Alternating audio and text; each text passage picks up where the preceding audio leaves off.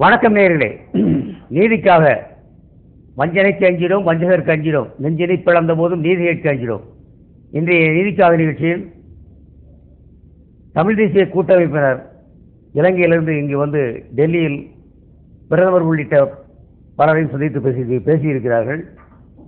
இது குறித்து பேசிய இலங்கை ஊடகத்துறை அமைச்சர், எங்கள் மக்களுக்கு என்ன செய்ய வேண்டும் என்று எங்களுக்கு தெரியும். தமிழ் தேசிய கூட்டமைப்பினர் டெல்லிக்கு சென்று இந்திய பிரமுகர்களை சந்திப்பதனாலே எதுவும் நடந்துவிடாது. ஆகவே அந்நிய தலையீட்டை அனுமதிக்க மாட்டோம் என்று சொல்லியிருக்கிறார். அந்நிய நாடு என்பது அவர்கள் இப்போது கூறுவது இந்தியாவை. இந்த இந்தியாதான் முள்ளிவாய்க்கால் இறுதிப் போரில் முழு மூச்சாக உதவி செய்தது என்பது யாரும் மறுப்பதற்கில்லை. அப்படிப்பட்ட சூழலில் இன்றைக்கு இந்தியாவை உதாசீனப்படுத்தி சொல்லியிருக்கிற இலங்கை அமைச்சரின் தைரியம் எங்கிருந்து வந்தது, எது குறித்து வந்தது என்பதை பற்றி இப்போ விவாதிக்க இருக்கிறோம். இது குறித்து நம்மோடு விவாதிப்பதற்காக இந்திய தவ்ஹீத் ஜமாத்தை சேர்ந்த அப்துல் அபு ஃபைசல் அவர்கள் நம்மோடு பேச இருக்கிறார். தமிழர் பொது முன்னேற்ற கழகத்துடைய பொதுச் செயலாளர் அதியமான் வந்திருக்கிறார். காங்கிரஸ் கட்சியைச் சேர்ந்த ஐயா தாமோதரன் அவர்கள் வந்திருக்கிறார்கள். சொல்லுங்க சார். அதாவது இந்திய அரசால எங்களை ஒண்ணுமே செய்ய முடியாது அப்படின்னு உறுதியாக இலங்கை ஊடகத்துறை அமைச்சர் தமிழ் தேசிய கூட்டமைப்பு சம்பந்தம் தலைமையில் இங்க பேசியிருக்காங்க, சொல்லியிருக்காங்க. இது இந்தியாவை பொறுத்த வரைக்கும் தும்ப விட்டு வாழ பிடிக்கிற மாதிரி இது. இந்தியா அந்த நாட்டுக்கான உதவிகள் மொத்தத்தையும் செஞ்சுட்டு அந்த ஒரு பலம் இழந்த ஒரு நாடை இன்னைக்கு விடுதலை புலிகளை ஒழிக்கிறதுக்காக மொத்த ஆயுத உதவி அனைத்து உதவிகளும் செஞ்சு அந்த ராஜபக்சேவும் சரி ஜெயவர்த்தனாவும் சரி இல்லை யாராலையும் விடுதலை புலிகளை அவங்க தன்னந்தனியா போரிட்டு ஒழிக்கவே முடியாது. அப்படி ஒழிக்கவே முடியாதுன்ற காலகட்டத்தில் இந்திய உதவியோட தான் அதை ஒழிக்கணும்னு சொல்லி சதி திட்டம் பண்ணி அந்த போர் கடைசி இறுதி கட்ட போர்ன்ற வகையில் போராடின வீரர்களையும் மக்களையும் பொதுமக்களையும் கொன்றொழிச்ச பிறகு இப்போ எல்லாமே தன் வசம் வந்துருச்சு, நாம் நினச்சதுதான் சட்டம், இந்தியாவை இன்னும் இந்திய தேச நலனை காக்கணும்னா நீங்கள் நாங்கள் சொல்கிறத இப்பயும் நீங்கள் கேட்டு தான் ஆகணும் அப்படின்னு சொல்லிட்டு ஏதோ ஒரு தன் கையில் ஒரு மந்திரக்கோள் வச்சிருக்கிற மாதிரியாகவும், அந்த மந்திரக்கோளுக்கு சீனாவும் ஒரு மகுடி, நான் ஊதுனா அது மகுடி மாதிரி தலையாட்டணும், அமெரிக்காவும் தலையாட்டணும், அது மாதிரி இந்தியாவும் தலையாட்டணும்னு சொல்லிட்டு ஒரு அகம்பாவத்தில் செய்யுது இலங்கை. அப்படிப்பட்ட அந்த அகம்பாவத்தில் இது யாரு கொடுத்த, இப்போ நான் உனக்கு உதவி செஞ்சதுனால தான் நீ இந்த வலிமை பெற்றாய் அப்படின்னு இந்தியா நினைக்க கூடும். ஆனால் அவங்கள பொறுத்த வரைக்கும் அதெல்லாம் இல்லை. உன் நலன் காக்கிறதுக்காக நீ எனக்கு உதவுன, உன் நலன் காக்கிறதுக்காக விடுதலை புலிகளை நீ ஒழிச்ச, அந்த வகையில் இப்போ என் நலன் காக்கிறதுக்கு எனக்கு என்ன செய்யணுமோ அது எனக்கு தெரியும், அதிகமாக தலையிடாத நீ அப்படின்ற அகம்பாவத்தோட வெளிப்பட்ட வார்த்தை தான். ஐயா, காங்கிரஸ் கட்சியின் சார்பாக இப்போ இந்திய அரசு இந்திய அரசை தமிழ் தேசிய கூட்டமைப்பு சம்பந்தன் தலைமையில் சந்திச்சிருக்காங்க. ஆமாங்க. அந்த சந்திப்பு நிகழ்ந்ததனால் அவர்கள் எந்த கோரிக்கை வைப்பதாக எங்களை ஒன்று செய்ய முடியாது என்று இலங்கை ஊடகத்துறை அமைச்சர் திட்டவட்டமாக பத்திரிகையில் பேட்டி அளித்திருக்கிறார். இது எதை சொல்லுகிறது? இந்தியா எங்களுடைய விவகாரத்தில் தலையிட அனுமதிக்க மாட்டோம். இல்லை, இலங்கையில் இருக்கிற தமிழ் தேசிய கூட்டணி அமைப்பு நாடாளுமன்ற உறுப்பினர் சம்பந்தன் தலைமையில் 7 பேர் மாண்புமிகு பாரத பிரதமர் மன்மோகன் சிங் அவர்களையும் வெளியுறவுத்துறை அமைச்சர் எஸ்.எம். கிருஷ்ணா அவர்களையும் பாதுகாப்பு ஆலோசகர் சிவசங்கர மகன் அவர்களையும் சந்தித்து இலங்கையில் இருக்கும் போருக்கு பிறகு இலங்கையில் இருக்கக்கூடிய தமிழர்களுக்கு உரிய நியாயம், அதிகார பகிர்வு, அவருடைய சொந்த நிலங்களில் குடியேற வேண்டும் என்ற முக்கிய கோரிக்கைகளை வலியுறுத்தி அதற்கு இலங்கையை நீங்கள் கட்டுப்படுத்த வேண்டும் என்றுதான் பிரதமர் மன்மோகன் சிங்கிடம் அவர்கள் கோரிக்கை வைத்துள்ளார்கள். பிரதமர் மன்மோகன் சிங் அவர்களும் இலங்கை அரசுக்கு நாங்கள் முடிந்த வரையில் இந்தியா ஒரு நாடு, இலங்கை ஒரு நாடு, ஆனாலும் நாங்கள் இலங்கை தமிழர்கள் பிரச்சனைகளை இந்திய அரசு மத்திய அரசு வலுவான கொள்கை அவர்களை காப்பாற்ற வேண்டும் என்பதில் எந்தவித ஐயப்பாடும் கிடையாது. நிச்சயமாக இலங்கை அரசை கட்டுப்படுத்துவோம். அதனுடைய முயற்சியாகத்தான் சென்ற மார்ச் மாதத்தில் ஐநா மனித உரிமை கவுன்சிலில் கூட நம்ம தீர்மானம் இலங்கை எதிர்த்து இந்திய அரசு ஓட்டு போட்டது என்பது வரலாற்று உண்மை. ஆகவே மத்திய அரசு நண்பர் கூறுவது போல விடுதலை புலிகளை ஒழிக்க வேண்டும், தமிழர்களை ஒழிக்க வேண்டும் என்று எந்த ஒரு காரணத்துக்கோசரம் மத்திய அரசு செயல்படாது. ஏன்னா மத்திய என்பது ஒரு அரசு கட்சி கிடையாது சார், ஒரு அமைப்பு கிடையாது. ஏதோ தமிழ் அமைப்பு அந்த அமைப்பு இந்த அமைப்புன்னு சொல்லி நீங்க சொல்றீங்க ஐயா, தமிழர்களும் இந்தியாவிற்குள் அடங்கிய ஒரு மாநிலத்தவர்கள், அவர்களுக்கும் இந்தியர்கள் என்ற ஒரு அடையாளம் இருக்கிறது இல்லையா? அவர்கள் அவர்களுடைய உறவுகளை காப்பாற்றுவதற்காக குரல் கொடுக்கும் போது மத்திய அரசு காக்க தவறிவிட்டது என்பது தொடர்ந்து செய்யறது என்னன்னா, இந்திய நலன் காக்க அன்னைக்கு 1987 படையை அனுப்புறது எதுக்கு? விடுதலை புலிகளை காக்கிறதுக்காகவோ அங்க உள்ள மக்களை காக்கிறதுக்காகவோ கிடையாது. அது பின்புலத்துல இந்திய நலன் அடங்கி இருக்கு. இந்திய நலனை காக்கணும். இந்திய நலனை காக்கிறதுக்காக தமிழர்களை கொன்னாலும் பரவாயில்ல, மறைமுக ஒப்பந்தம்.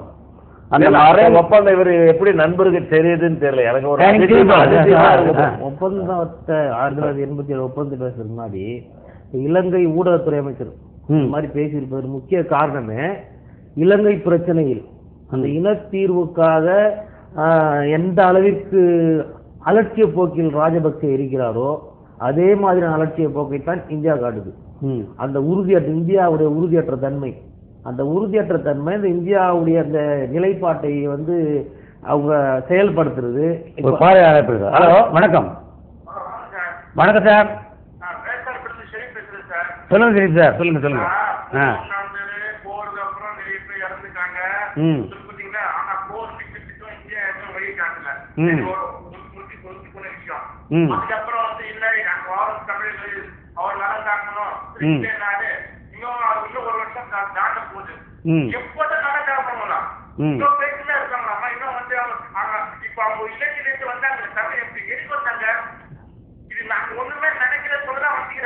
ஆமா, அங்க ஜெய முறையில் வந்தாங்க.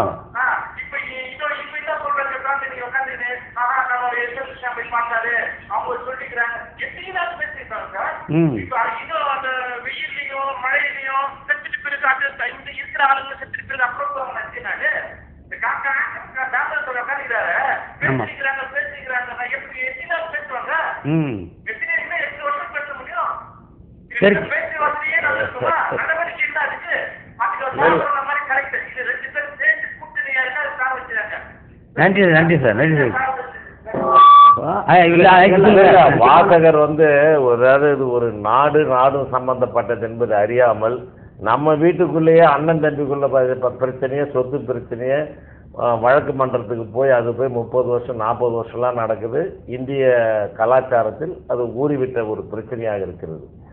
அது மாதிரி ஒரு நாடு நம்ம இந்தியா எந்த காலகட்டத்தில் தமிழர்களை கொன்று குவிக்க வேண்டும், அவர்களுக்கு பாதுகாப்பு கொடுக்கக்கூடாது என்ற எண்ணமே கிடையாது. அண்ணன் இந்திரா காந்தி காலத்தில் இருந்து அருமை தலைவர் ராஜீவ் காந்தி காலத்தில் இலங்கை தமிழர்களுக்கு உதவி கட்சி தான் காங்கிரஸ் கட்சி. ஏதோ இவருக்கு 2 பேர் பேசுறாங்க சார், நான் அதை பாராட்டு தெரிவிக்கிறேன். அவங்களுடைய உதவுனீங்க, நீங்க என்ன உதவல அதை சொல்லுங்க. இவருடைய அமைப்புகளோ இவருடைய கட்சிகளோ என்ன இந்த இலங்கை தமிழ் உதவி இருக்காங்க? யாரு நீங்க என்ன உதவி? ஆட்சியில் இருக்கிறீங்களா? ஆட்சியில் இருக்கிறதா தான் உதவி இருக்கிறோம். அது எப்படி நீங்க சொல்லுங்க? சார் இலங்கை அமைதி பாராட்டுறாரு, அமைதி IPKF பத்தி வரலாறு தெரியாத பேசுறாரு. IPKF எதுக்கு சார் அனுப்பிச்சோம்? அங்க இலங்கையில தமிழர்களுக்கு பாதுகாப்பு கொடுக்கணும் தான் அனுப்பிச்சோம். அதே விடுதலை புலி தலைவர் பிரபாகரன் அப்போது IPKF வரவேற்றார். ஆனா பிறகு மாறிவிட்டார். இருங்க சார், கொஞ்சம் பிரபாகரன் இந்திய அரசின் உதவியை நாடினார். அப்போது புரட்சி தலைவர் எம்ஜிஆர் அவர்கள் தமிழக முதல்வராக இருந்தார். அவர் உதவி இருக்காரு. இதே பாண்டி பிரசார 2 விடுதலை புலிகள் சுட்டு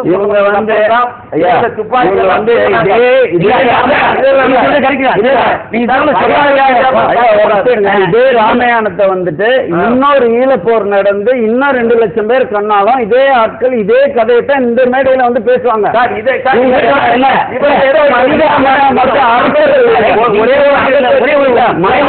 மற்ற அரசர்கள் இதைத்தான் சொல்லுவாங்க. அரசர்கள் அவங்க கொல்ல ஏமாற்ற கும்பலாக இந்திய நீங்க என்ன பண்றீங்க? ஒரே ஒரு கேள்வி. அதே ஐயா, இந்திய அமைதிப்படை அனுப்பப்பட்டது நீங்க சொன்னீங்க. ஆனால் உங்களோட கூட்டணியில் இருந்த திராவிட முன்னேற்ற கருணாநிதி அந்த இந்திய அமைதிப்படை வரவேற்க மறுத்து தான் ஆட்சியை இழந்தார். வரவேற்க மாட்டேன். அமைதிப்படை இல்லைன்ட்டார் அவர். திமுக அமைதிப்படை. இப்ப நான் என்னுடைய கட்சி நிலைமையை பேசுறேன். இவர் கட்சி அவர் கட்சி. அப்போது இருந்த நிலைமையில் டாக்டர் கலைஞர்கள் எடுத்த முடிவு எப்படி இருக்குன்னு எங்களுக்கு தெரியாது. அவர்களுடைய கட்சி அரசியல் கட்சி வந்து அமைதிப்படை அனுப்பிச்சு அருமை தலைவர் ராஜீவ்காந்தி அங்க போய் திரும்பும் போது சிங்கள வெறியினால் துப்பாக்கியால் தாக்கப்பட்டார். அப்போது மயிரிழையில் அவர் தப்பித்தார். இதெல்லாம் பாராட்டி இருக்கின்றார்கள். அந்த தியாகத்தை யாராவது செய்தீர்கள்? அதற்கு பிறகு நாங்கள் எங்கள் தலைவலியை இழந்து விட்டோம். அந்த பிரச்சனை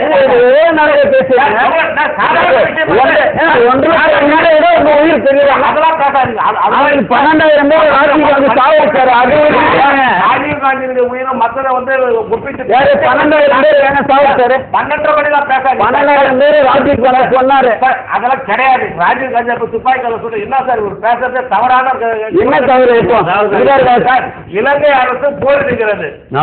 இந்திய அரசு உதவி செய்கிறது. இலங்கை அரசு வேறு, இந்திய அரசு வேறு. இரண்டு ராணுவம் இந்தியாவுக்கு உட்பட்டவர்கள் தான் தமிழர்கள். விவரம் தெரியாத நீங்க வந்து தமிழகம் என்பது தமிழக மக்களுக்காக தமிழ்நாட்டுக்காக நாங்கள் அப்போ யாரான முதலமைச்சராக இருக்கிறார்களோ அவர்களெல்லாம் தமிழர்கள் நலனுக்காக பாடுபடுவது இயற்கை. அதற்கு நாங்கள் மத்திய அரசு இன்னைக்கு வந்து நேற்று கூட சுஷ்மா ஸ்வராஜ் என்ற 7 பேர் எம்பியை சொல்லியிருக்காங்க. இந்தியாவில் இருக்கிற அனைத்து கட்சிகளும் ஒன்றுபட்டு இலங்கை வாழ் தமிழர்களுக்கு மறு குடிவாழ்வு நாங்கள் உதவி புரிவோம். இப்ப இதுதான் பாரதிய ஜனதா கட்சி தலைவரே ஆரம்ப காலகட்டத்திலிருந்து நாங்கள் உதவி புரிவோம் என்பது சுஷ்மா ஸ்வராஜ் மாத்திரமல்ல, அங்க போற அந்த எம்பிக்கள் டீம் ஆகட்டும், அரசியல் ரீதியாக செல்லக்கூடிய குழுக்கள் ஆகட்டும் இதே சொல்றாங்க. ஆனால் இதுவரைக்கும் அங்கே மறுவாழ்வு பணிகளோ அல்லது தமிழர்களுக்கான வளர்ச்சி பணிகளோ எதுவும் மேற்கொள்ளப்படவில்லை. ராஜபக்சே தொடர்ந்து நாங்கள் மேற்கொள்ளப்பட்ட அந்த வீடுகளை கட்டுக் கொடுத்திருக்கிறோம், வளர்ச்சி பணிகள் செய்திருக்கிறோம் என்று சொல்லிக் கொண்டு வருகிறார் தவிர இது வரைக்கும் ஒரு பணியை நடக்கல. ஆனால் இந்தியாவிலிருந்து இதுதான் பிரச்சாரம் பண்றாங்க. நம்ம பிரதமர் மன்மோகன் சிங் கூட அங்க அவர்கள் வந்து சுயமரியாதையுடன் பாதுகாப்புடன் வாழ வேண்டும் என்பதை நாங்கள் உறுதியாக இருக்கிறோம். இப்போ வந்து இந்த அந்த தமிழ் தேசிய கூட்டமைப்பு குழுவினர் வந்து சந்தித்த போது கூட அங்கே தமிழர்கள் பாதுகாப்பாகவும் சுயமரியாதையுடன் வாழ வேண்டும் என்பது நாங்கள் இப்போதும் உறுதியாக இருக்கிறோம். இதே தான் காலாகாலமாக சொல்லிக் கொண்டிருக்கிறார்களே தவிர யதார்த்த நிலைமையில அங்கே வந்து அது பிராக்டிகலா ஒண்ணுமே நடக்கல. இதே இப்ப ஐயா சொல்லக்கூடிய சுஷ்மா ஸ்வராஜ் தலைமையில போன டீம் கூட அங்க போய் பார்த்துட்டு தான் வந்திருக்காங்க. ஆமா, பாரதிய ஜனதா கட்சியும் அதுக்கு முன்னாடி சென்ற குழுவும் பாராட்டி இந்தியாவோட பிரஷர் இல்ல. நீங்க வந்து அவங்க சார் இருங்க. அப்ப முதலமைச்சர் இருந்த டாக்டர் கலைஞர் அவர்கள் அறிவாலயத்திலேயே பத்திரிகை செய்தியாளர்களை கூப்பிட்டாரு. எல்லா எம்பிகளும் காங்கிரஸ் எல்லா கட்சியும் எல்லாரும் போய் அங்க பேட்டி கொடுத்தாங்க. அவர் உட்கார்ந்து இருந்தாரு. எல்லாரும் இருந்த ஊடகங்கள்ல வந்திருக்கு. அப்ப வந்து இந்திய அரசு தவறு சார். சுஷ்மா ஸ்வராஜ் போய் இப்ப சொல்றது இல்ல சார். இப்ப அதுக்கு முன்னாடி முதல் நாடாளுமன்ற குழு போயிட்டு அங்க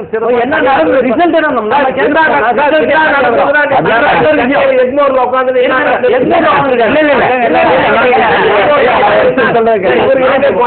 நானும் போல 3 பேரும் போனாங்கல்ல. இந்த பிரச்சனையை பொறுத்த வரைக்கும் ராஜபக்சே தெளிவாக காய் நகர்த்துறார். எப்படி நகர்த்துறாரு சொன்னா, உங்களுக்கு இந்த சொன்ன 1987 ஒப்பந்தமே, அமைதி ஒப்பந்தமே, இந்தியாவுடைய டிமாண்ட் என்னன்னா ஜெயவர்தனாவும் ராஜீவ்காந்தியும் செய்து கொண்ட அந்த ஒப்பந்தத்தின்படி அமெரிக்கா, இஸ்ரேல், பாகிஸ்தான், சைனா இந்த உள்ளிட்ட நாடுகளுடைய உளவுத்துறையோ அந்த அதிகாரிகளோ இங்கே வந்து முகாமிட்டு இருக்கக்கூடாது. ஷரத்து, பல ஷரத்துகள் இருக்கு. அதே மாதிரி அமெரிக்காவுடைய வாய்ஸ் ஆஃப் அமெரிக்காங்கிற அந்த செய்தி நிறுவனம் இங்கே இருக்கக்கூடாது. அந்த மிலிட்ரி தொடர்பான செய்திகளை தரக்கூடாது அப்படின்னு கண்டிஷன் போட்டாங்க. அடுத்த கண்டிஷன் என்ன போட்டாங்கன்னா, வெளியுறவு இருக்குல்ல, வெளியுறவு கொள்கையில வந்து சீனாவோடையோ இஸ்ரேலோட அமெரிக்காவோட வெளியுறவு கொள்கையில வந்து நீங்க வந்து ரொம்ப வேகமா போறீங்க, அதை மட்டுப்படுத்தணும். கப்பல் துறைமுகம், அதே மாதிரி விமான நிலையங்கள், இதை வந்து இந்த நாடுகள் பயன்படுத்திக் கொள்வது அனுமதி தரக்கூடாது. அப்ப இந்த பேசிக்ல தான் வந்து அந்த ஒப்பந்தம் போடப்படுது. எதற்கான முழுக்க இந்திய நலன். அப்ப அதை ஒத்துக்கிறாங்க. இதை ஒட்டி தான் இப்ப 13வது நாடாளுமன்ற திருத்தம் சொல்றாங்களே, அது இதை ஒட்டி தான் வருது. அதாவது வடகிழக்குல வந்து தமிழர்களுக்கு அதிகாரம் அளிக்கணும், ப்ராவின்சியல் கவுன்சில். ஆமா, அந்த பதிவு அதை தான் இப்ப பேசிட்டு இருக்காங்க இந்த நாடாளுமன்ற குழு வந்ததும் சரி. அதை வந்து இதை பயன்படுத்தி கொண்டு இப்ப இந்த ஒப்பந்தம் வந்து ஏற்றுக்கொள்ளப்பட்டிருக்கிறது. அந்த 16வது அந்த சட்ட திருத்தம் கூட அங்கீகரிக்கப்பட்டு சட்டமாக்கப்பட்டிருக்கிறது இலங்கை நாடாளுமன்றத்தில்.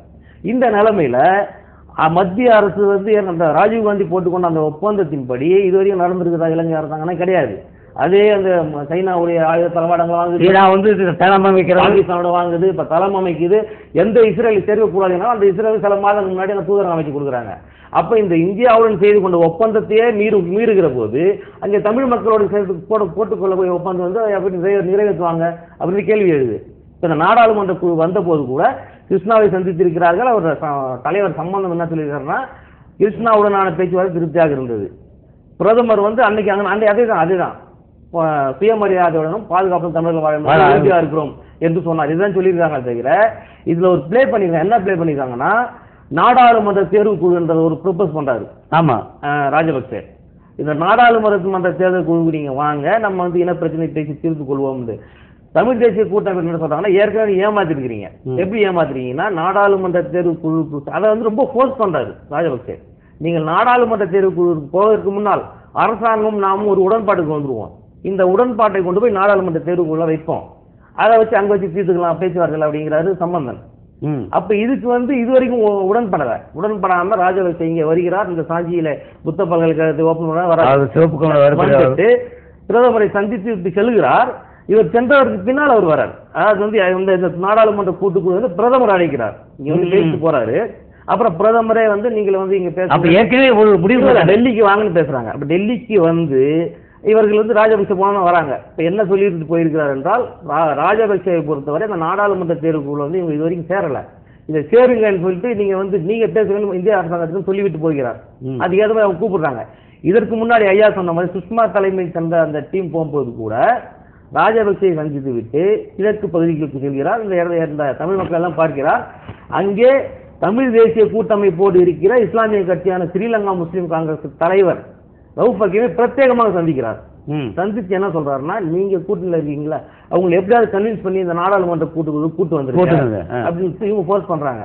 அதே மாதிரி இங்க வந்து ராஜபக்சே சொல்லிவிட்டு போயிட்டார். அப்ப அந்த நாடாளுமன்ற கூட்டுக்குள்ள எப்படியாவது இந்த தமிழ் தேசிய கூட்டமைப்பை கொண்டு வந்து விட்டு இங்க வச்சு பிரச்சனையை முடிச்சுதான் பாக்குறாரு. அது ஏமாற்று நாடகம்ன்றது தான் இவங்களோட பார்வை. இப்போ அடிப்படையில் அவர் பேசுறாரு.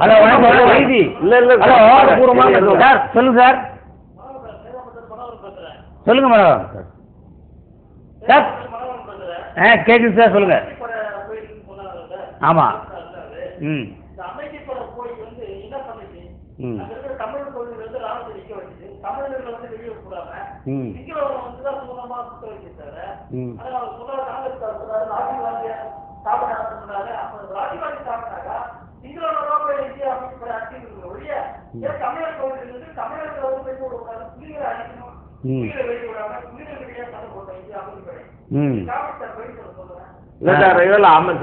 அமைதிப்படை இந்தியா வந்து அனுப்பியதே வந்து அங்க இருக்கும் தமிழர்களுக்கு பாதுகாப்பதற்கு தான் அங்க அனுப்பியது. ஆனால் அந்த அமைதிப்படையை திரும்ப பெற வேண்டும் என்று கூறியவரே தமிழகத்தில் பிரபாகரன் தான் அமைதிப்படையை திரும்பி போயிட்டார். எங்க நாட்டு பிரச்சனை சார், இது வரலாறு வந்து இங்க 2 பேரும் மறுக்கிறாங்க. ஏன் சார் இருக்கு சார், கொஞ்சம் நான் பேசுறேன் சார். வரலாறு மறுக்கிறாங்க எப்படின்னா, இன்னைக்கு இலங்கை மந்திரி பேசிய அதே வார்த்தை தான் அப்போது பிரபாகரனும் அங்க பேசினார். இல்ல அமைதிப்படி திரும்பி போ, நாங்களே முடிவு பண்ணிக்கிறோம் இலங்கை கூட பேசி அப்படின்னு சொன்னாரா இல்லையா? அது வரைக்கும் சொல்லுங்க.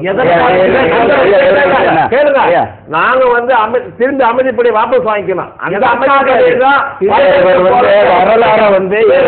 வரலாறு வந்து சுத்தமா மூடி மறைக்க பாக்குறோம். நாங்க ஒன்னும் மூடி மறைக்க அந்த தம்பி கேட்டது அவர் சொல்ற காரணம் இலங்கை அமைதிப்படி சொன்னாரா இல்லையா? இலங்கை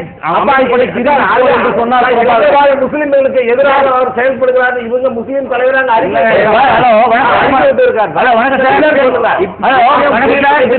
முஸ்லீம் பெண்கள் தமிழர்கள் தான் பாக்கலாம். நானும் அதே சொல்றேன். ஹலோ வணக்கம். வணக்கம் சார், கேக்குது சார், சொல்லுங்க சார், எங்கிட்ட பேசுறீங்க? சொல்லுங்க, உங்க பேர் என்ன சார்? சொல்லுங்க சார்.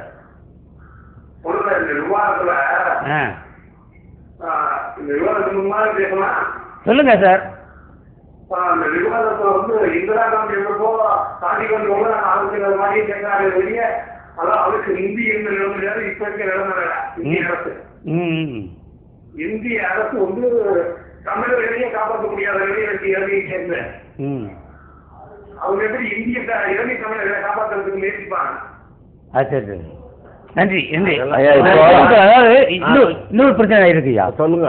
இது வந்து இலங்கை அமைச்சருடைய பிரச்சனை. இன்னொரு பக்கம் இப்போது வந்து உலகத்தில் இருக்கிற எல்லா தமிழர்களும் நவம்பர் மாதத்தை மாவீரர் தினமாக கொண்டாடி கொண்டிருக்கிறார்கள். மாவீரர் தினம்ங்கிறது ஏற்கனவே ஈழப்போரிலே வந்து உயிரிழந்தவர்களுக்கு அனுஷ்டிக்கப்படுகிறது. இந்த நேரத்தில் வந்து தமிழகத்திலிருந்து கலை நிகழ்ச்சிகளுக்காக இளையராஜா போன்றவர்கள் போகக்கூடாது என்று வேண்டுகோள் வைக்கிறது ஒரு அமைப்பு. இப்போ இயக்குனர் சங்கங்கள்லாம் அமைப்பு வைக்கிறது. இப்போ வந்து இப்படி ஒரு சுக்க வீட்டிலே போய் வந்து இங்கே வந்து கலை நிகழ்ச்சிகள் நடத்துவது சரியா சார்? அதாவது வந்து இலங்கை தமிழர்கள் பாதிக்கப்பட்டது உண்மை. தமிழர்களை வந்து சிங்கள அரசு கொடுமைப்படுத்தியது உண்மை. காங்கிரஸ் அதை மறுக்கல சார். இது தனிப்பட்ட கலை நிகழ்ச்சி, கலைஞர்கள் நடத்துற நிகழ்ச்சி. அது வந்து இப்போ உண்மையிலே ஒரு துக்கமா இருக்கும்போது எந்த மனித பண்பு இருக்கிறதும் போக மாட்டாங்க. அதை வந்து சில பேர் வேண்டுகோள் விடுத்திருக்கிறாங்க. அநேகமா அதை நிறைவேற்றுவாங்க நான் நம்புறேன் சார். ஏன்னா அது வந்து தான் நான் பார்த்துருக்கிறேன். நான் எங்களோட கருத்து என்னன்னா, மாவீரர் தினம் அப்படின்றது வந்து நவம்பர் 27. அந்த நவம்பர் 27 அந்த வாரம் 20ல இருந்து 27 அந்த ஒரு வாரம் இப்போ ஒரு மாதம் முழுக்க வந்துட்டு மாவீரர் தினமா அப்படின்றது வந்து இல்லை அப்படின்னு நினைச்சுக்கா. எப்படி இல்லைன்னா இந்த ஒரு மாதத்தை அவர்கள் பிரபாகரனுடைய பேரை சொல்லி தொடர்ந்து இழந்த மற்ற வீரர்கள் இருக்காங்க இல்லையா, அவர்களுக்காக கொண்டாடுறது. இது என்ன சொல்றாங்கன்னா, நீங்க எந்த மாசம்லாம் வாங்க இல்லைங்க பிரபாகரன் அதாவது தாயக பிரபாகரனுடைய பிறந்த நாளை ஒட்டி மாவீரர் தினம் கொண்டாடப்படுகிறது. இல்ல தவறு. பிரபாகரன் பிறந்த நாள் வந்து 26. ஆமா 27 வந்து தாயக விடுதலைக்காக களமாடி விதையான அந்த மாவீரர்களை வந்து நினைவு கூறுற விஷயமா அது நடக்குது மாவீரர் தினம். அந்த மாவீரர் தினம் வந்து இப்ப நமக்கு வந்து இங்க தீபாவளி மாதிரி வந்து ஈழத்துல பிறந்த ஒட்டுமொத்த மக்களுக்குமே வந்து தன் மண் விடுதலைக்காக அவங்க போராடி, நாட்டு விடுதலைக்காக வந்து போராடி விதையாகி இருக்கிறாங்க அப்படின்னு தெய்வத்தை விட மேலா வந்து அந்த கல்லறையில போயிட்டு ஆமா அது மாதிரி வந்து புலம்பெயர்ந்த நம்ம தமிழர்கள் அந்த மாவீரர் தினத்தை வந்து ஒவ்வொருத்தரும் வந்து அந்த நவம்பர் 27 பெரிய விழாவா எடுப்பாங்க.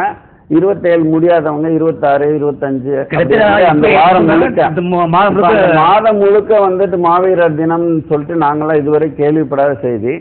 ஆனா வந்து இப்போ அப்படி மாதம் முழுக்க மே மாதம் முழுக்க பல்வேறு நாடுகளில் உள்ளவர்களும் இப்ப ஜெர்மன், நார்வே, பிரான்ஸ் இந்த மாதிரி வெவ்வேறு நாடுகளில் உள்ளவங்களும் வெவ்வேறு நாடுகளில் இந்த ஒரு மாதத்திலும் இந்த துக்க அனுஷ்டிக்கிற ஒரு மாதமாக பொதுவாக வந்து இந்த கலை நிகழ்ச்சியை பொறுத்த வரைக்கும் இங்கே நடக்கல. அது கவனிக்கணும்.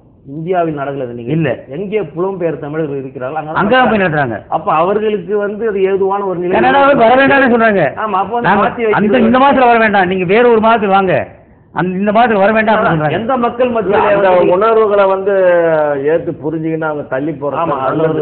நல்லது. என்னுடைய காங்கிரஸுடைய கருத்து கூட. ஏன்னா வந்து ஒரு துக்கம், அதாவது இங்கிதம் தெரியாத யாரும் செயல்படக்கூடாது.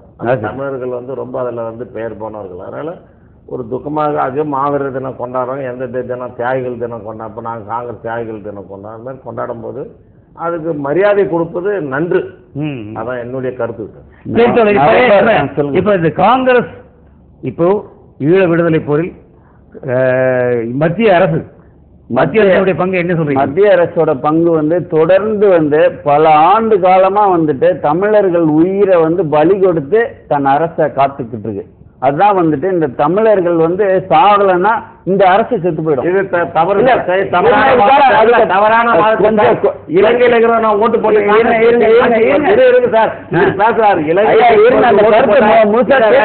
முழுசா இல்ல சார். நீங்க சொல்லுவதே தவறான கருத்து. யார் பண்றாங்க தற்கொலை? நீங்க போய் பார்த்த மாதிரி பேசுறீங்க. அந்த இரு நாட்டுகளுக்கு நடக்கிற போர்ல போய் நீ எப்படி சார் பண்ண முடியும்? இந்தியா உதவுறது புலம்பெயர்ந்த தமிழர்களுக்கு 1000 கோடி ரூபாய் கொடுத்துருக்காங்க. 1000 கோடி ரூபாய் கூட கொடுக்குறாங்க. ஏன் கொடுக்குறீங்க சார்? நீங்க சொல்ல தவறு சார். நீங்க போய் தமிழர்களை கொள்ளணும் கருத்தை வந்து ஒரு கருத்தை வந்து நியாயமா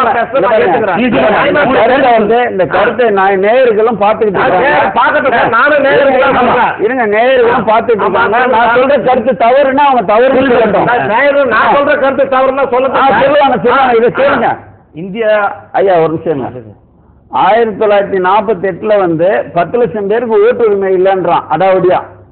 அப்ப வந்து இந்திய அரசு என்ன செஞ்சுச்சு? இவங்களாவது அதாவது தன் மண் விடுதலைக்காக போராடினவங்க. இந்த 10 லட்சம் பேர் யாரு? தமிழகத்திலிருந்து தேயிலை தோட்ட வேலைக்கு போனவங்க. அது என்ன முன்னேறிய நாடா?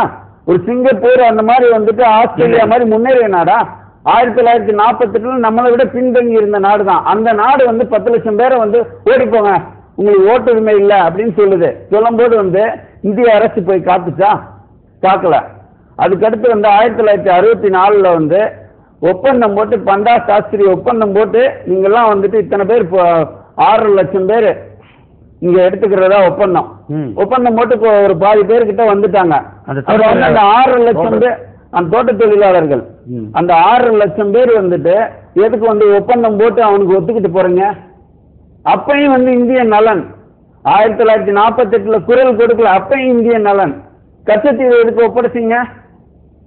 கச்சத்தீவு என் பாட்டனோட சொந்த மண்ணை நீங்க எடுத்து தூக்கி எந்தான்னு கையில கொடுக்குறீங்களே, எதுக்கு கொடுக்குறீங்க? இன்னைக்கு மீனவர்கள் பிரச்சனை வந்து தொடர்ந்து நீண்டுகிட்டே இருக்குது. அதையும் வந்து வேடிக்கை பார்க்காம சுட விட்டு வேடிக்கை பார்த்துட்டு இருக்கிறீங்க. அது வந்து இது இல்லையா? எதுக்கு இந்திய நலன் காக்கணும்? இது வந்து தமிழர்கள் சார்ந்து இந்திய அரசு செய்த துரோகம். இல்ல அது வன்மையா நான் மறுக்கிறேன்.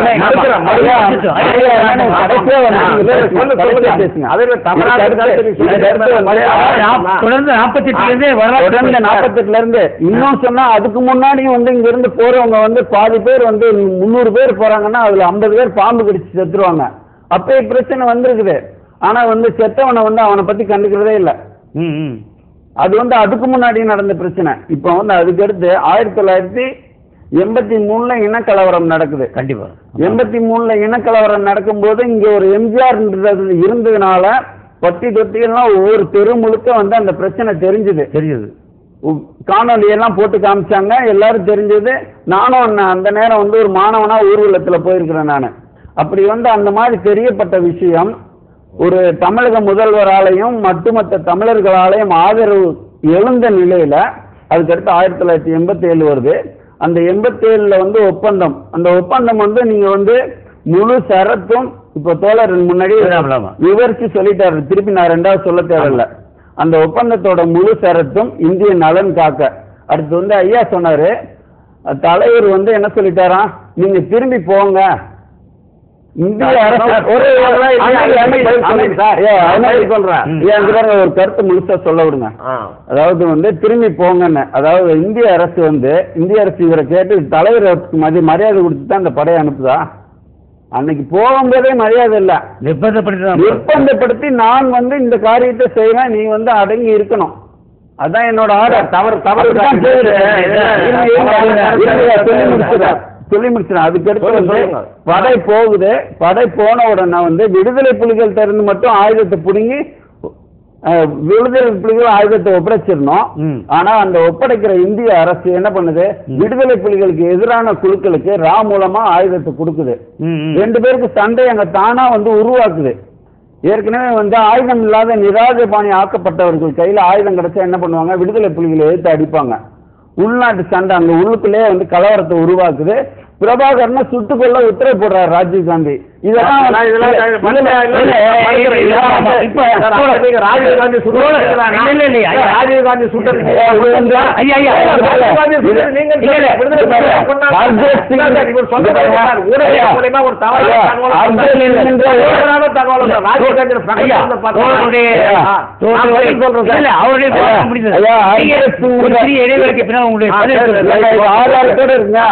ஆதாரத்தோட சொல்றேன்.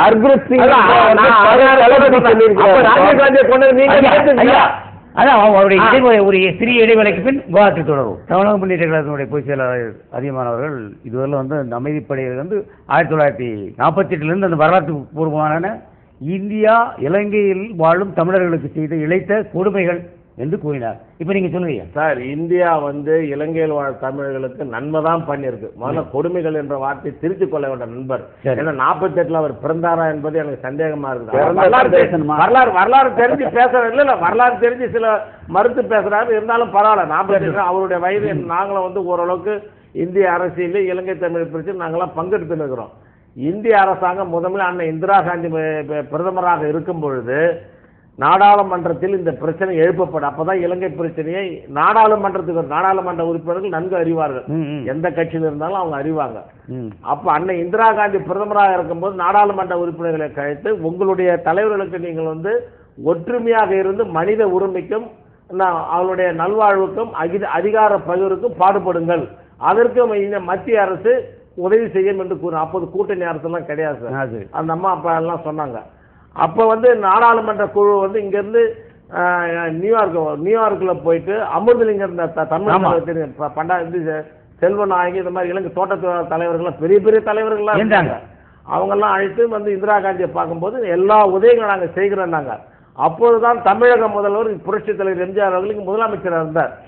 ஒரு மத்திய அரசு வந்து இசைவு இல்லாமல் மாநில அரசு எப்போதுமே அப்ப வந்து வெளிநாட்டு கொள்கை நன்றாக நீங்க புரிந்து கொள்வது. வெளிநாட்டு கொள்கையில வந்து 2 பேர் இணைந்து அந்த கொள்கையை தான் இவங்க சொல்ல முடியும். அப்போ புரட்சி தலைவர் என்ன சொன்னார், அண்ணன் இந்திரா காந்தி கூட இருந்த நெருக்கத்தினால தமிழர்களுக்கு உதவி செய்ய வேண்டும் என்று ஒரு கோரிக்கை விடுத்தார். ஒரு மாநில முதல்வர் கோரிக்கை வைப்பது இயற்கை. அதை வந்து இந்திரா காந்தி முழு மனதோடு ஏற்றுக்கொண்டு அங்க இருக்கிற இலங்கை தமிழர்களுக்கு அவர் வந்து உதவி செய்தார். அது இல்லை என்று, அதாவது இலங்கை அதாவது இங்க இருக்கிற புரட்சியாளர்களுக்கு வந்து வந்து ஆயுதம் கொடுத்ததெல்லாம் வரலாற்று உண்மை. ஏன்னா அதை வந்து தனிப்பட்ட ஒரு கட்சியோ அமைப்போ கொடுக்க முடியாது, மாநிலம் கூட கொடுக்க முடியாது.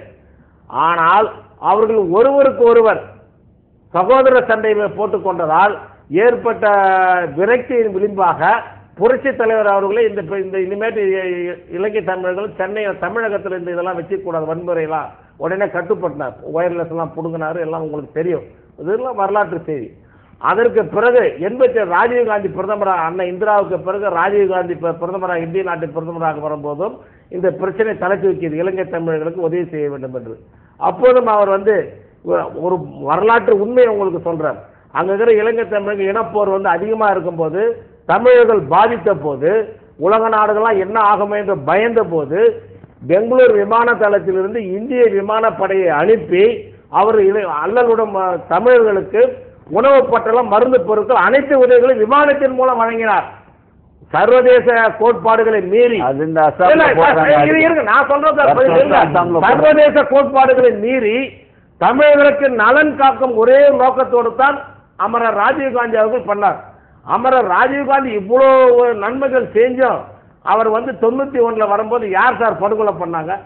அதையே நாங்கள் மறந்து விட்டோம். ஒரு தேச தலைவனை இழந்து விட்டோம். இன்றைக்கு எழுந்து தவிக்கின்றோம். எந்த கட்சியும் இழக்கல சார். இன்னைக்கு பாரதிய ஜனதாவோ கம்யூனிஸ்ட் கட்சி வேற எந்த மாநில கட்சிகளையும் ஒரு உயரிய தலைவனை இலங்கை தமிழர்களால் இழந்து என்று கண்ணீர் வடிக்கின்றோம். இருந்தும் எங்களுடைய அரசு அன்னை சோனியா காந்தி வழிகாட்டுதலின் பேரில் டாக்டர் மன்மோகன் சிங் நடக்கிற அந்த அரசு என்பது இலங்கை தமிழர்களுக்கு உதவி செய்து வருகிறது. 1000 கோடி ரூபாய் அனுப்பினோம். முதல்ல எல்லா நாடாளுமன்ற உறுப்பினர்களும் போனாங்க. எல்லா வந்து கட்சி பாகுபாடு இல்லை. அருமை சகோதரர் திருமாவளவன் கூட போனார் சார். அங்க நேரடியா பார்த்தார். அவர் ராஜபக்சே பார்த்தார். ராஜபக்சே பார்த்து நேரடியா பேசியிருக்கார். அதனால வந்து நான் என்ன சொல்றேன்னா,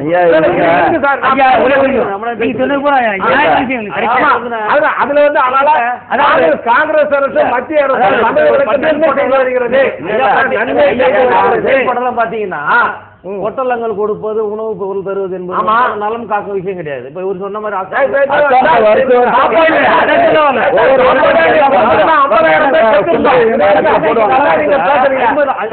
சாப்பாடு உணவு பட்டலம் போடலன்னா 20,000 பேர் செத்துருப்பான் சார். என்ன பேசுறாங்க? அதுதான் நலம் காக்கும்.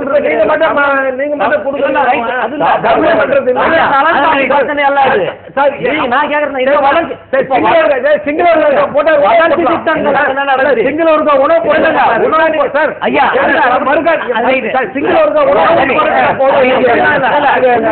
மக்கள் வந்துட்டாங்க சாப்பாட்டுக்கு சொல்லிட்டு உணவு பொருட்களத்தை போடுங்கன்னு கேட்கல இந்த பிரச்சனையை தீருங்கன்னு தான் சொன்னாங்க. இவங்க வந்து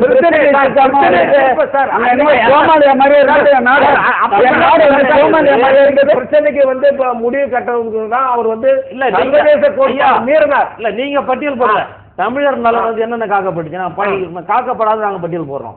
காக்கப்படாது என்ன சொல்லுங்க. 50,000 வீடுகள் கட்டி கொடுக்கப்பட்டிருக்குது முல்லைத்தீவுல இந்திய அரசாங்கம் சார்பா.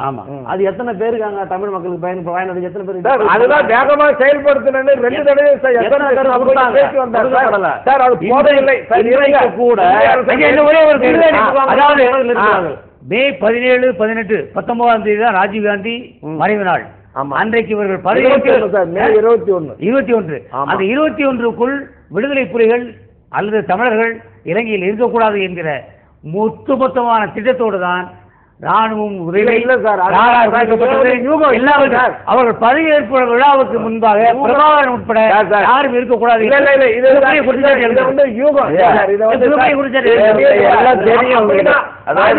கொன்னது யார் சார்? சார் நீங்க சொல்றதெல்லாம் நீங்க ஏத்துக்கிறோம் சார். ராஜீவ்காந்தி கொன்னது யார் சார்? சார் நீங்க ஒரு முழு பூசணிக்காய் சோத்துல மறைக்க முடியாது சார். உயர்ந்த தலைவர் சார். இந்திய நாட்டு 21ஆம் நூற்றாண்டுக்கு எவ்வளவு நாளா சொல்லுங்க. நீங்க 45 வருஷத்துக்கு நான் ஏன் சொல்லக்கூடாது? ஆமா சார்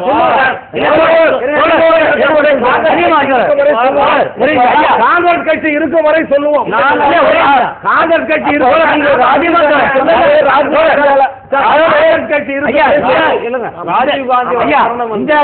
இந்திரா காந்தி இறந்த போது ஆமா சீக்கியர்கள் பல பேர் கொல்லப்பட்டார்கள்.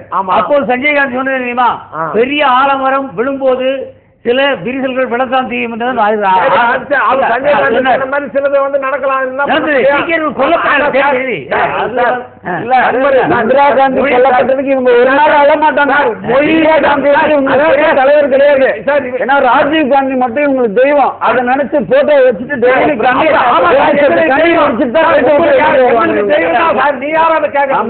எங்களுக்கு அது தெய்வம் வந்து சீக்கியர்களால கொல்லப்பட்டது சரி. தனி மனித உரிமையில் தலையிடுறது சார். நாங்க வந்து எந்த தலைவரை படம் போட்டு நாங்க உதவி செய்ய வேண்டும் என்பது மட்டும் இருங்க. பிரச்சனையை திசைத்திருப்பாங்க. முஸ்லீம் தலைவர் யாராவது இறந்துட்டாங்களா? சொல்லுங்க சார். நான் சொல்றேன் சொல்லுங்க பாப்பா. பிரச்சனை முஸ்லீம் தலைவர் வர மாட்டீங்க. ராஜீவ்காந்தி மரணம் என்பது ஈடு செய்ய முடியாத இழப்பு தான். ஈடு செய்ய யாருமே கிடையாது. தோழரோட மறுக்க மாட்டாங்க. அழகான தலைவர் அவர் இருந்தா என்ன இந்தியா வந்து இன்னும் வல்லரசு ஒரு நல்ல அதெல்லாம் மாற்றுக்கிறதே கிடையாது. அது கொல்லப்பட்ட விதமாகட்டும் கொன்றவர்கள் யாராக இருந்தாலும் வந்து கண்டிக்கப்பட்டால் இப்ப பிரச்சனை அதுவும் இல்ல. தமிழர்களால நாங்க காக்கப்படுகிறதா என்பதுதான். இந்த ஐயா ஏற்கனவே சொல்லும் போது கூட அமைதி படையை வந்து பிரபாகரன் திரும்பி போக சொன்னார் அப்படின்னாரு. சொன்னார். ஏன் சொன்னார் என்றால் அங்கே அந்த அமைதி படை அனுப்பப்படும் போது அதுல வந்து தமிழ் பேசக்கூடிய ராணுவ வீரர்கள் கிடையாது. தான் அனுப்பிச்சாங்க.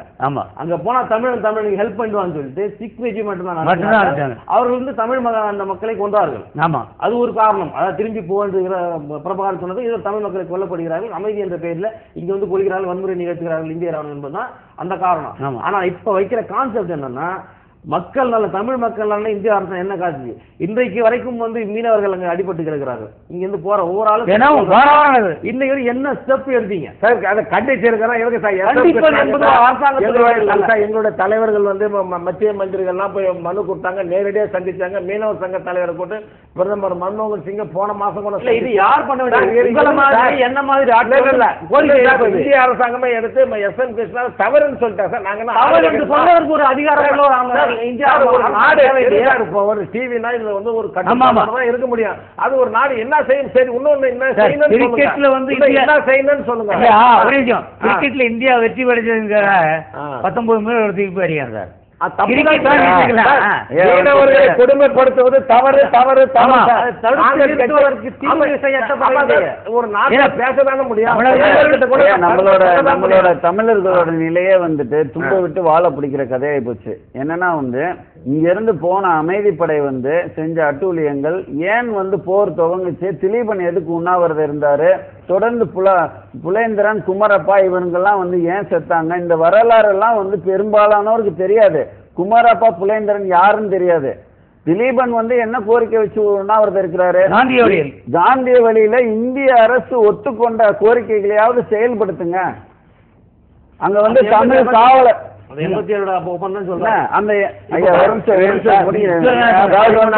இதெல்லாம் சொன்னீங்க சார். நான் சார் லேட்டஸ்டா நம்ம சப்ஜெக்ட்டுக்கு வருவோம் சார். இப்ப சொல்ற பிரச்சனை தான் சார். 7 பேர் கொண்ட குழு வந்து என்ன கொடுத்தாங்க மனு சார். 7 பேர் 7 MP வந்தாங்க சார். சொல்ற இதெல்லாம் நான் 7 அவங்க தான். இப்ப நானோ நீங்களோ இந்த பேரும் நாங்க போய் அங்க இல்ல, அவங்க இருந்து அங்க இருந்து வராங்க. இந்திய நாட்டு பிரதமரை வந்து பண்ணி அவங்க இந்தியாவுக்கு இவங்க சொன்னத கருத்தெல்லாம் அவங்க சொல்லியிருக்காங்க.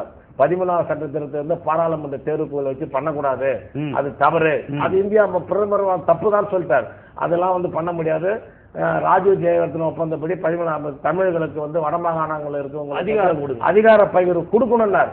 அப்புறம் தமிழ் மக்களுடைய காணி நிலங்கள்லாம் பிடிங்கி ராணுவத்தை குடியமர்த்து தவறுன்னு சொல்லியிருக்காங்க சார். இந்திய அரசாங்கம் ஏதாவது வந்து இவங்க சொல்ற கருத்துக்கு மாறுபட்டு எஸ்.எம். கிருஷ்ணாவோ பாரத பிரதமர் சொல்லியிருக்காங்களா, சிவசங்கர மேனனே சார் லேட்டஸ்டா அவங்க வந்து பேசுறாரு. உங்க அப் டு டேட் தான் நீங்க பேசணும். நீங்க பழைய கதையெல்லாம் வரலாறுலாம் சொல்லி பழசெல்லாம் மறந்து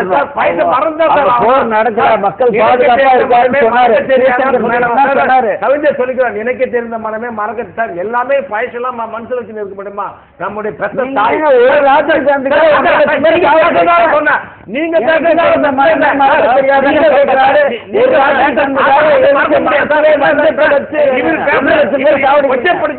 ராஜீவ் காந்தி எல்லாரும் கொண்டமா, அப்ப நீ கொண்டதை நீ ஏத்துக்கிறியான்னு கேட்டேன். இல்ல வந்து இங்க நான் முதலே சொல்றேன், இங்கிருந்து தெரிஞ்சு பேசுறேன்னு.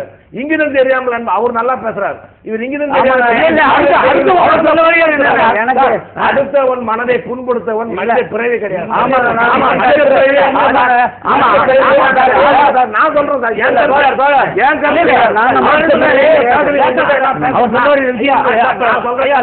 ராஜீவ் காந்தி 2 லட்சம் தமிழர்கள் கொல்லப்படலாம். பண்ணுங்க. நான் ஆரம்பிக்கல, இவர் தான் ஆரம்பிச்சார். அதெல்லாம் ஒண்ணு கிடையாது.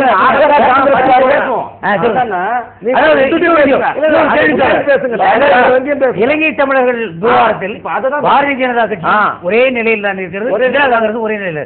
சுஷ்மா ஸ்வராஜ் போய் ராஜபக்சே வரவேற்காங்க. அதாவது ஆர்ப்பாட்டம் பண்ணமே 10 நாளைக்கு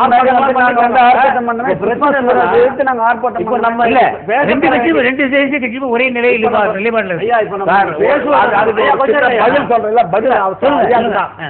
சார். பாரதிய ஜனதாவாக இருக்கட்டும், காங்கிரஸ் கட்சியாக இருக்கட்டும், அல்லது வேறு கூட்டணி கட்சி கூட நாளைக்கு ஓட்டு போட்டு மக்களை ஆட்சி வந்தா கூட இந்திய வெளிவிவகார கொள்கை, பொருளாதார கொள்கை, மக்கள் நலன் வந்து ஒரு தடலாம் மாறிட முடியாது. ஒண்ணும் கண்டா மீட்டர் கேஜ் ரயில் பாதையை பிராட் கேஜா மாத்துறதுக்கு 14 ஒரே ஒரு கேள்வி. வங்காளதேசத்தை விடுவிக்க முஜிபுர் ரஹ்மானுக்கு இந்திய நம்முடைய ராணுவத்தை அனுப்பினார்கள். அது எப்ப வெளிநாட்டு இருங்க. இந்த வெளிநாட்டு கொள்கை நீங்க சொன்ன கூட அதிகமா உதவி பயிற்சியும் ஆயுதங்களும் வழங்கி இருக்காங்க சார். ஆமா, வழங்கி இருக்காங்க. மறுக்க முடியும் சார். நாடாளுமன்ற காந்தி வழங்கன்னு சொல்றாரு. ஆமா, தெரியும். பாலஸ்தீன யாசர் அரபாத் தலைமையில கூட அங்க கூட ஆமா யாசர் அரபாத் தலைமையில தமிழ் போராளிக்கு இந்திரா காந்தி மூலமா இந்திரா நண்பராக இருந்தார் யாசர் அரபாத். ஆமா, அவருக்கு மூலமாகவும் இப்ப என்ன பிரச்சனை இங்க விவாதிக்கப்படுவதன் மூலம் அது மக்களுக்கு என்ன நன்மை, அதை பத்தி தான் இப்ப பேசணும் நம்ம. இப்ப சமீபத்துல ஐயா சொன்ன லேட்டஸ்ட் பேசுவோம்னு சொன்னா இங்க வந்து ராஜபக்சே வந்து பேசுகிறார், பிரதமர் பேசுறாரு. நான் வந்து அந்த செயல்படுத்தும் தமிழர்களுடைய வளர்ச்சி திட்டங்கள்ல வந்து என்னுடைய அரசு வந்து முழு மூச்சாக ஈடுபட்டு இங்க சொல்லிட்டு போறாரு.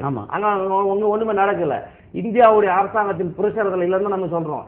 இதற்கு இடையில சொன்ன மாதிரி 1982 ஒப்பந்தம் வந்து வடகிழக்கில் அதிகாரம் ப்ராவிடன்ஷியல் கவுன்சில் அவர்களுக்குரிய அதிகாரத்தை அங்க வழங்க வேண்டும் என்பதுதான் முக்கிய நோக்கமே. 13வது சட்டத்திற்கு கொண்டு வந்தது கூட அங்க அதிகாரம் அளிப்பது தொடர்பாக தான் அதிகார பகிர்வு. அப்ப அன்றையிலிருந்தே இந்த ராஜபக்சே அரசு வந்து மெதுவாக வந்து சிங்கள குடியேற்றங்களை ஏற்றக்கூடிய வேலை செஞ்சுட்டே வந்திருக்கு. மற்ற சொல்ற பாருங்க, எந்த தமிழாவது அதாவது ஒட்டுமொத்த இலங்கையில தமிழர்கள் எங்கும் சென்று வாழ்வதற்கு உரிமை படைத்தவர்கள். ஆமா, இலங்கையில. அப்ப இலங்கையில வந்து இந்த வடகிழக்கை விட்டு வேறு எங்கேயாவது தமிழர்கள் சென்று குடியேறினார்கள் என்ற ரெக்கார்டு இருக்குன்னா கிடையாது. ஆனால் தமிழ் பகுதிகளில் வந்து சிங்கள மக்கள் குடியேற்றப்படுகிறார்கள். கொஞ்சம் கொஞ்சமாக புத்த விகாரைகள் அங்கே கட்டப்படுது. இந்த நிலையில இப்போ இந்த தீர்வு திட்டம் என்பது வந்து உச்சகட்டத்தை அடைஞ்சு நிற்குது. இந்த நேரத்தில் வடகிழக்கில் வந்து அவர்களுக்கு ஒரு அதிகார பகிர் வந்துவிட்டால் அல்லது சர்வதேச அழுத்தத்தின் காரணமாகவோ ஐநாவின் அழுத்தத்தின் காரணமாக அங்கே வடகிழக்கில் தமிழர்களுக்கு வந்து அதிகாரம் வந்துவிட்டால் நம்மளுடைய இருப்பு என்பது கேள்விக்குறியாக ஆகிவிடும் என்ற அந்த காரணத்தினால ராஜபக்சே என்ன பண்றாருன்னா, இப்போ சில தினங்களுக்கு முன் திவி நெகுமன் ஒரு சட்டத்தை கொண்டு வந்திருக்காங்க. திவி நெகுமன் ஒரு சட்டம், அந்த சட்டத்தில் திவி நெகும ஒரு சட்டம், அடுத்து வந்து மாகாண தேர்தல் சீர்திருத்த சட்டம். இதன் அடிப்படையில் பார்த்தீங்கன்னா திவி நெகும அந்த சட்டத்தில் வந்து அந்த அதிகாரம் இருக்குல்ல, அந்த வடகிழக்கு வருவாய், அந்த வருவாய் நிதி ஆதாரத்தை வந்து மத்திய அரசு கண்ட்ரோல் வச்சுக்கோங்க. அதாவது அந்த மாகாணத்து கண்ட்ரோல் போய் முதலமைச்சர் தமிழ் முதலமைச்சர் அதிகாரம் அளிக்கப்பட்டாலும் கூட அந்த நிதி ஆதாரம் மட்டும் வந்து சென்ட்ரல் இருக்கும். அதுக்கான ஒரு மாற்று திட்டத்தை இப்ப கொண்டு வந்திருக்கிறாங்க. அதே மாதிரி தேர்தல் சீர்திருத்த சட்டம் இதுக்கு மட்டும், வடகிழக்கு மாகாணத்துக்கு மட்டும். அதன் மூலமா என்ன ஆகும்னா, அங்க வந்து விகிதாச்சார அடிப்படையில் தேர்ந்தெடுக்கிறதும் இருக்கு பிரதிநிதிகளை. ஓட்டிங்கும் வரும், விகிதாச்சார அடிப்படையில் வந்து பிரதிநிதிகள் வருவாங்க. அப்ப அதை வந்து அந்த விகிதாச்சார பிரதிநிதித்துவத்தை வந்து குறைக்கிறது திருத்த சட்டம். அப்ப குறைப்பதன் மூலம் என்ன ஆகும்னா, தமிழ் மக்களும் முஸ்லீம்களும் தான் வடகிழக்கில் இருக்காங்க, இவர்களுடைய பிரதிநிதிகளை இழப்பாங்க இவங்க. அப்ப அந்த அதிகாரத்தை வந்து இழப்பதற்கான ஒரு சட்ட திருத்தம் கொண்டு வந்து அதை இலங்கையோட சுப்ரீம் கோர்ட் கூட அதை தடை பண்ணியிருக்கு. தடை பண்ணி அதை வந்து நீங்க செயல்படுத்த முடியாதுன்னு அதுக்கு வேற காரணங்கள்லாம் காட்டி அதை நடைமுறைப்படுத்திருக்கிறாங்க.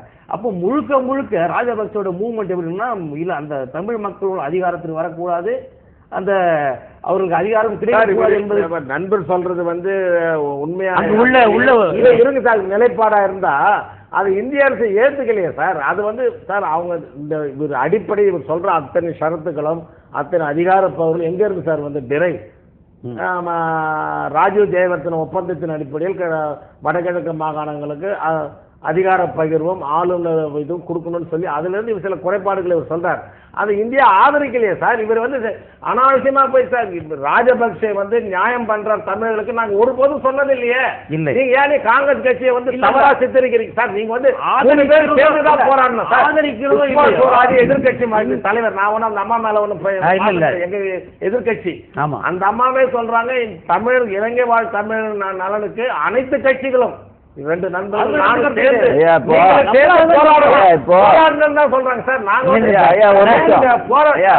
இவரு கூட சேர்த்துதான் நாங்க வந்து போராட நாங்க தயாரு. ஆனா வந்து கருணாநிதி கூட சேர்த்து கூட நாங்க போராட தயாரு. ஆனா அறுபட்ட அரசியல் பேசுறாங்க, அரசியல் கிடையாது தமிழர் பிரச்சனை தான் நீங்க அதாவது வந்து நாங்க வந்து சேர்ந்து போராடுறதுக்கு தயார். ஆமா சரிங்களா? ஆனா வந்து ஏற்கனவே வந்து யாரால எப்படி தவறு நடந்தது, அந்த தவறை வந்து குறைந்தபட்சம் வந்து என்னால் நான் தவறு இழைத்து விட்டேன் அந்த கட்டத்துல வந்து நீங்க வந்து உங்க தவறை ஒத்துக்கிட்டா மட்டும்தான் வந்துட்டு அதுக்கடுத்து வந்து உங்க கூட சேர்ந்து சரி இனிமேலாவது திரும்பி வாங்க அப்படின்னு எடுத்துக்கலாம். ஆனா நாங்க தவறே பண்ணல, நாங்க வந்து பண்ணது எல்லாம் நல்லதுன்னு சொல்லிட்டு எத்தனை மேடை ஏறினாலும் அதுவே வந்து தவற பேச இவரை வந்து சார் இப்போ தமிழக முன்னேற்ற ஏதோ இயக்கத்துல வந்து பொதுச்செயலாளர் இருக்காருன்னு வச்சுங்க சார். ஒரு மத்திய அரசு சார், அரசு கவர்மெண்ட் வேற, பார்ட்டி வேற, பொலிட்டிக்கல் பார்ட்டி வேற. Government of India always helping to the Sri Lankan Tamil. இது கரெக்டா நாட்? அதான் சார் எனக்கு வேண்டியது சார். நான் என்ன சொல்றேன்னா, நாடாளுமன்ற உறுப்பினர்கள், இந்திய நாடாளுமன்ற உறுப்பினர்கள், மக்களால் தேர்ந்தெடுக்கப்பட்ட உறுப்பினர் பல்வேறு கட்சிகள்ல இருக்காங்க சார். தொல் திருமாவளவன் கூட இப்ப நாடாளுமன்ற உறுப்பினர் இருக்கார் சார். பேசாத பேச்சாத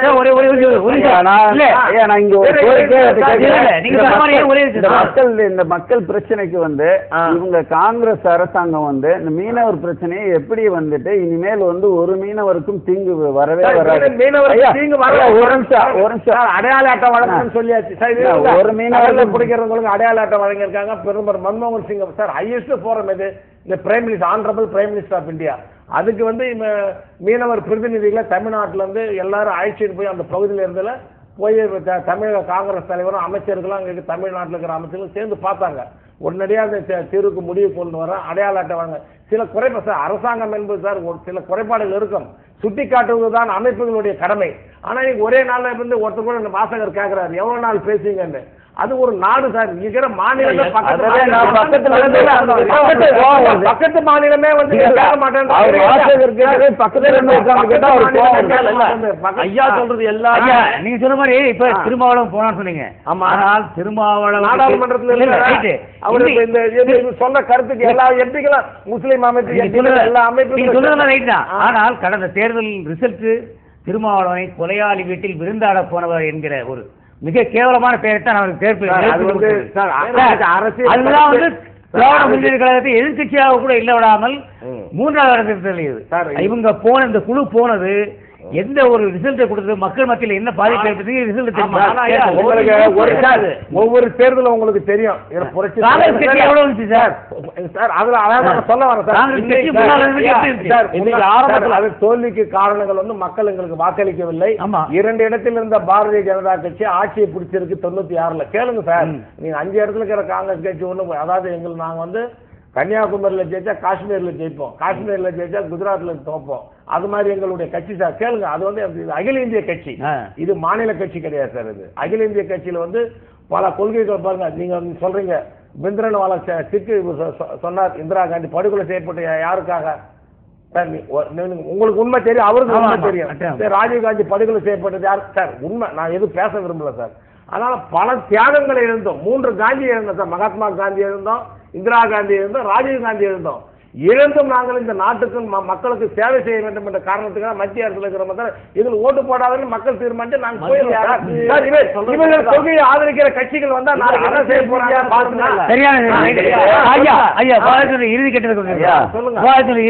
சொல்லுங்க. சுருக்கமாக இனி இந்திய அரசு செய்ய வேண்டியது செய்யக்கூடியது என்னவாக இருக்க வேண்டும் என்று சுருக்கமாக சொல்லுங்க சார். இந்திய அரசு என்பது இலங்கை வாழ் தமிழர்களுக்கு நன்மை செய்ய வேண்டும்.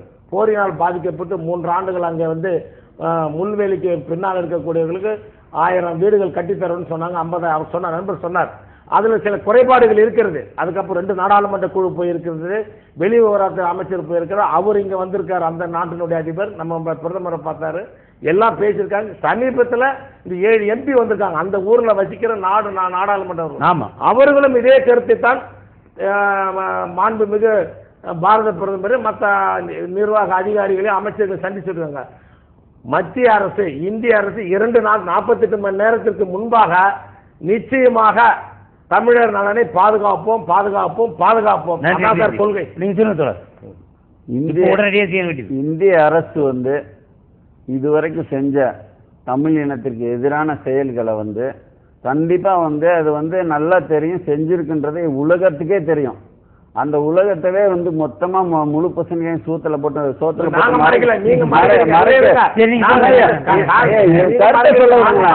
அவங்கவுங்க கருத்து சொல்றாங்க. அப்புறம் சோத்துல போட்டு மறைக்கிற மாதிரி வந்து நம்ம வந்து ஏதாவது வந்து இனிமேல் வந்து இவங்களுக்கு பிரச்சனை வரும்போது நாங்க என்ன பண்றது, அது ஒரு தனி நாடு அப்படின்னு சொல்றதும், அப்புறம் வந்து அதுக்கப்புறம் வந்து ஒரு இலங்கை தனி நாடா இல்லை சார், பிரச்சனை வரும்போதே இல்லை. நீங்க இன்னும் கருத்தை புரிஞ்சுக்கல சார்.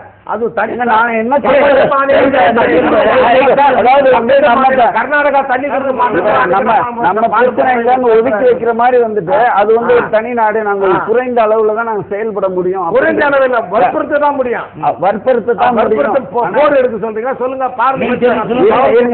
வற்புறுத்தத்தான் முடியும்னு சொல்லிட்டு அது வந்து நம்மளோட பிரச்சனை இல்லன்றதுல இருந்து ஒதுங்குற மாதிரி நெருக்குறீங்களா, அந்த மாதிரி வந்து ஒதுங்குற மாதிரி வந்துட்டு இவங்க மொத்தமா ஒதுங்குற மாதிரி நாங்க எதுவுமே செய்ய மாட்டோம்னா அங்க உள்ள வரலாறு எல்லாமே மாறி இருக்கும். ஆனா வந்து அப்பப்போ வந்து அதுல உள்ள புகுந்து இதுவரைக்கும் தமிழர்களுக்கு நல்லது நடந்ததா, இந்திய தலையீட்டால வந்து தமிழர்களுக்கு நல்லது நடந்தது, ஆனா கெட்டதுதான் நடந்தது. அத மனதில் கொண்டு எதிரான அத மனதில் கொண்டு இனி வரும் காலங்களில் செய்த தவறுகளை உணர்ந்து இனிமேல் நல்லா நடக்கிறதுக்காக வந்துட்டு அந்த மக்களை குறைந்தபட்சம் மனிதர்களாகவாது மதிச்சு அவர்களை வந்து தமிழர்களின் தொப்புள் கொடி உறவுகள் அந்த வகையில வந்து தமிழ்நாட்டோட வரியும் வந்து இந்த இந்திய அரசோட முன்னேற்றத்துக்கு பயன்படும். அந்த வகையில வந்து தமிழர்களின் உணர்வுகளை மதிச்சு அந்த மக்களுக்கு வந்து நல்லது செய்யறதுக்கான திட்டங்களை மேற்கொண்டு செயல்படுத்தணும்.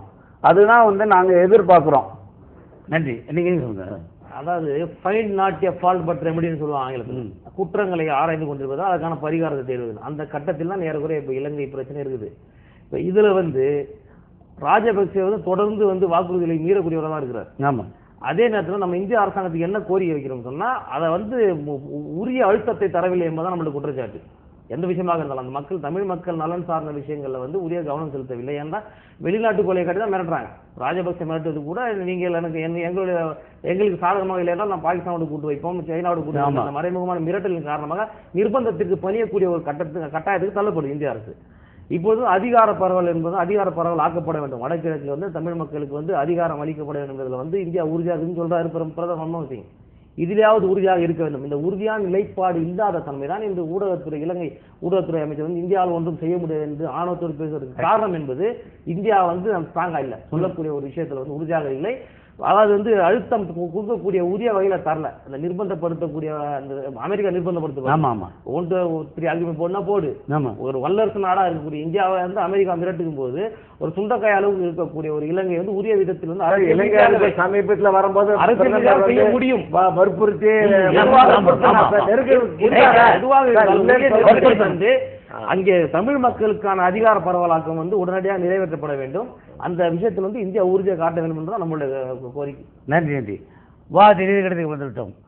தமிழர்களின் நலன் காப்பதில் மத்திய அரசு அடுத்தடுத்து நல்ல முயற்சிகளை எடுத்து சொல்கிறார் ஐயா. ஆனால் அதே சமயத்தில் அங்கு இருக்கிற இலங்கை அமைச்சர்கள் இந்தியாவை ஒரு பொருட்டாகவே மதிக்கப்படவில்லை என்பது மிகவும் வருத்தத்துக்குரியது. இந்த நிலை மாற வேண்டும்.